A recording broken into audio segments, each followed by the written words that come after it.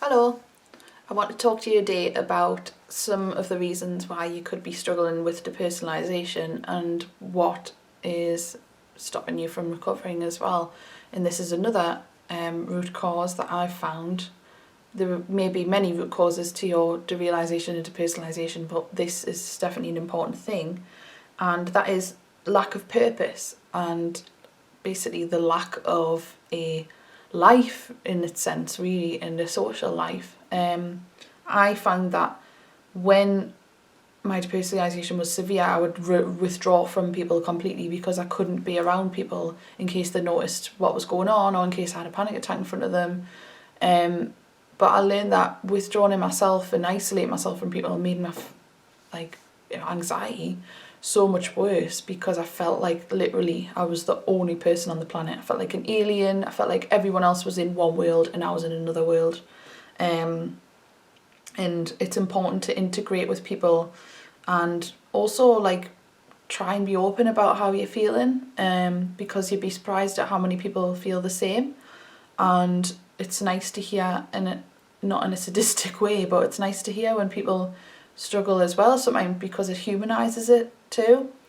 And lack of purpose can come down to, not having a job, not having a passion, not having fulfilling relationships, not being integrated with society, not having a daily routine, just having nothing to live for, really. And I went through a phase of just I wasn't working for a while because I was so ill. I wasn't studying, and I wasn't seeing my friends, and all I was doing is just sitting in my room and researching things and trying to make myself feel better, looking up things of how I could feel better. And that's all well and good, and that's okay. If you're going through that phase, it's a phase. It's not going to be the rest of your life. Because I've been there myself for months, and I thought I felt guilty for doing it, but actually it's an important part of recovery, because you discover who you are and you discover what you need, what works and what doesn't. It's just taking time, taking a step back and regrouping. But if you're making that your daily routine and you feel like you're cut off from the world, you do need to force yourself to get back out into the society and into the world, because otherwise you're going to just feel totally cut off and isolated. And lack of purpose as well. You could have things going on in your life, but you don't feel fulfilled by them as well. You may have a job that you hate or you just don't feel challenged by, and you feel like going into work is pointless because, perhaps the money you're earning isn't really sufficient enough to sustain a lifestyle that you have. And you feel like going to work's a waste of time because the money you earn is just going to be gone.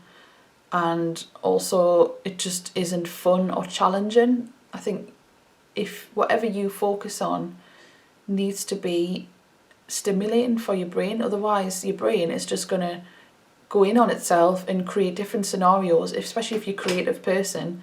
I've got quite a creative mindset, and whenever I'm not doing a little project or putting an outlet through working or studying or bettering myself, being productive, it kind of goes in on itself, and then I start creating scenarios in my head about myself and putting all that energy into how I feel and concentrating on that, and that just leads to a downward spiral. So it's important to have that outlet of being able to do things outside of your existence and get somehow, and I know it sounds impossible, but get outside of your mindset and put your focus on something external. And I know it sounds really impossible, but the more you do it and the more you practice it, the more easier it'll become.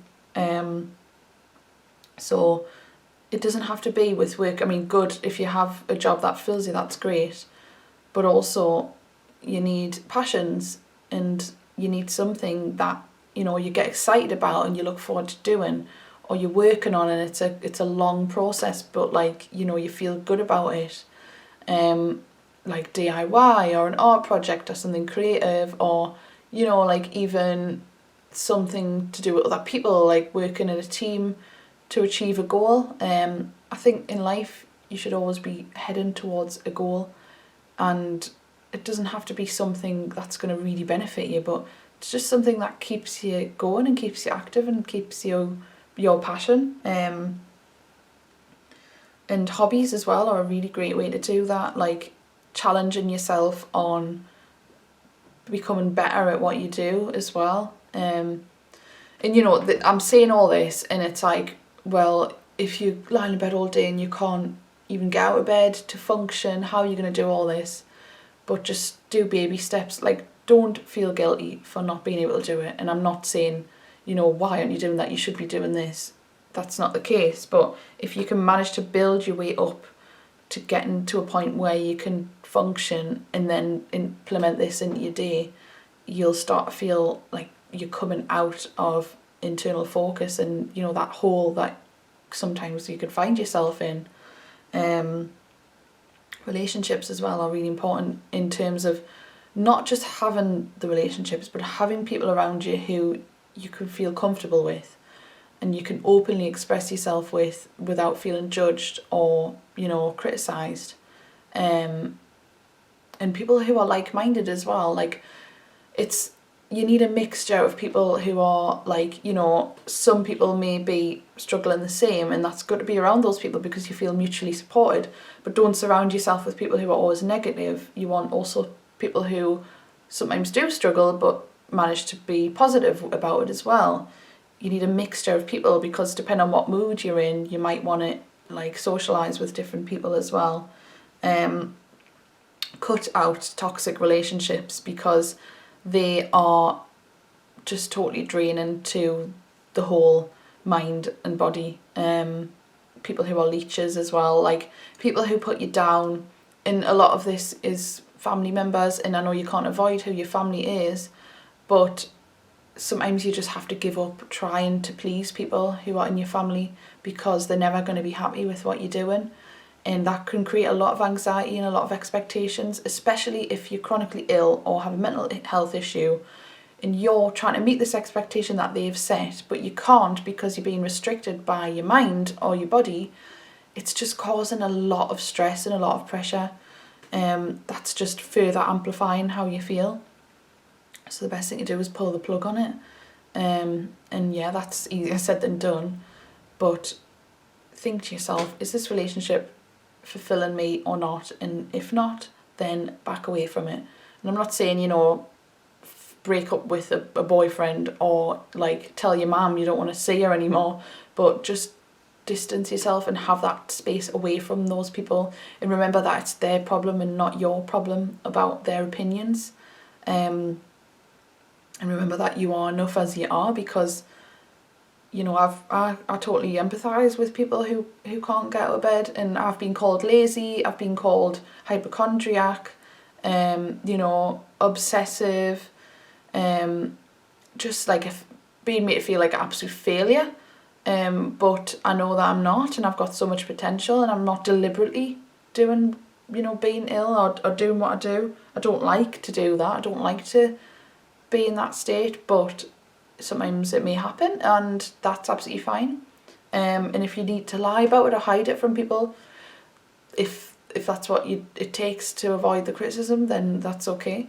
Obviously it's hard when you live with people like this, but just who gives a shit? They're not perfect. Like, they must not feel good sometimes, and you don't say, well, that's your own fault. So just try and remember that. Have a daily routine where you find some joy in, and I know it's hard because you're full of despair and anguish a lot of the time. I totally understand that, but try and just pretend to do something you enjoy, and eventually you will enjoy it. Like, what did you like to do before all of this happened? And try and find a passion in that. Even for an hour a day, if it just takes your mind off how you're feeling, it's really important. But most importantly is just to aim towards a goal and have a purpose in life. Find a purpose, because then you'd feel connected with that purpose, and you feel like you belong on this earth, and something or someone out there needs you to exist in order to complete this purpose. So just find something that you can be fulfilled by.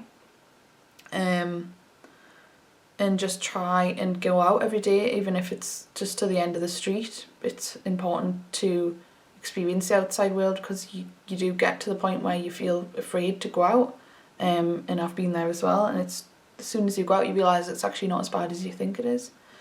So yeah, I hope this video helps. If you've got any other comments on, you know, finding a purpose, then leave them below, and I'll see you in the next video.